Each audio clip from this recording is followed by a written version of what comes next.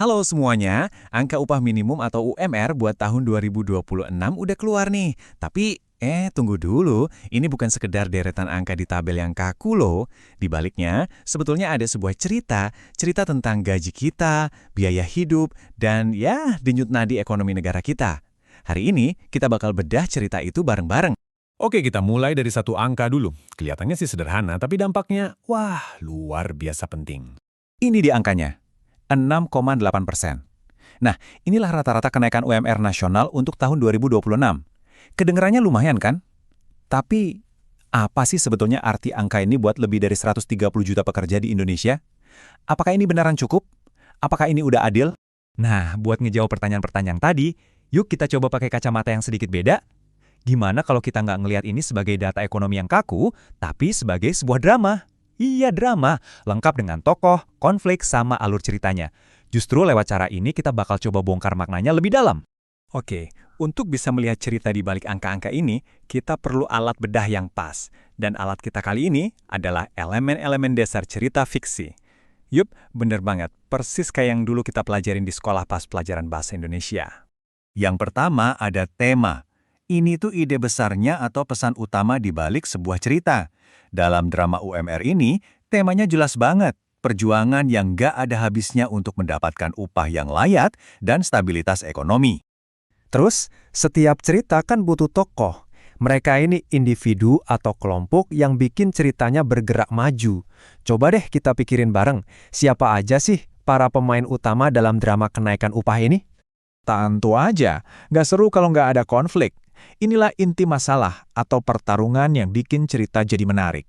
Dan saya jamin cerita UMR ini punya konflik yang sangat-sangat jelas. Dan yang terakhir, alur. Gampangnya, ini adalah rangkaian kejadiannya, apa yang terjadi, kapan terjadinya, dan menimpa siapa. Nah, dalam kasus kita, pengumuman UMR tahunan itu udah kayak babak baru yang selalu berulang dalam plot besar ini. Oke, toolkitnya udah siap. Sekarang, ayo kita selami lebih dalam. Kita pakai perangkat tadi buat membedah ceritanya, dimulai dari para tokoh utama dan konflik di antara mereka. Di panggung utama kita, ada dua tokoh sentral. Di satu sudut, kita punya pekerja. Tujuannya jelas banget, naikin daya beli supaya standar hidupnya lebih baik, lebih layak.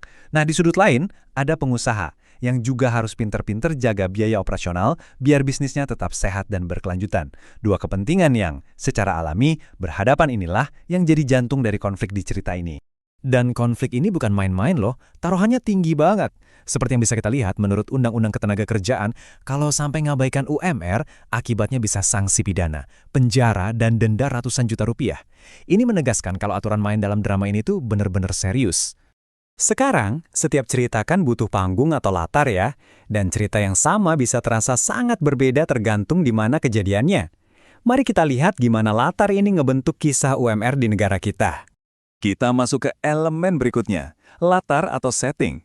Ini bukan cuma soal tempat ya, tapi juga soal waktu dan suasana ceritanya. Dalam kisah kita ini, latarnya adalah panggung raksasa bernama Indonesia dengan kondisi ekonomi yang sangat beragam di setiap sudutnya. Coba deh, jangan lihat slide ini sebagai tabel data yang ngebosenin. Anggap aja ini peta latar dari cerita kita. Di satu sisi panggung, ada Jakarta dengan UMR di atas 5,2 juta. Tapi di sisi lain, ada Yogyakarta yang UMR-nya di bawah 3 juta. Temanya mungkin sama-sama berjuang buat upah, tapi realitas sehari-hari yang dihadapi para tokohnya jelas beda banget. Nah, yang menarik banget dari slide ini adalah gimana grafik ini seolah-olah melukiskan dunia ekonomi yang berbeda-beda. Lihat aja, rata-rata UMR di Papua itu hampir 5 juta, sementara di Jawa sekitar 3,6 juta. Ini visualisasi yang kuat banget tentang betapa berbedanya latar cerita para pekerja di negara kita. Jadi, apa gunanya sih ngelihat ini semua kayak sebuah cerita? Sederhana aja. Karena cerita ini punya aturan main dan alur yang bisa kita pakai di dunia nyata. Kalau Anda merasa gaji Anda di bawah UMR, jangan diam aja. Anggap ini alur cerita yang bisa Anda jalankan. Mulai dulu dengan negosiasi internal baik-baik. Kalau buntu, laporkan ke Dinas Ketenagakerjaan. Siapkan buktinya, lalu ikuti proses resminya. Inilah cara Anda untuk jadi tokoh utama yang aktif, bukan sekedar penonton pasif dalam cerita hidup Anda sendiri. Jadi inilah poin kuncinya.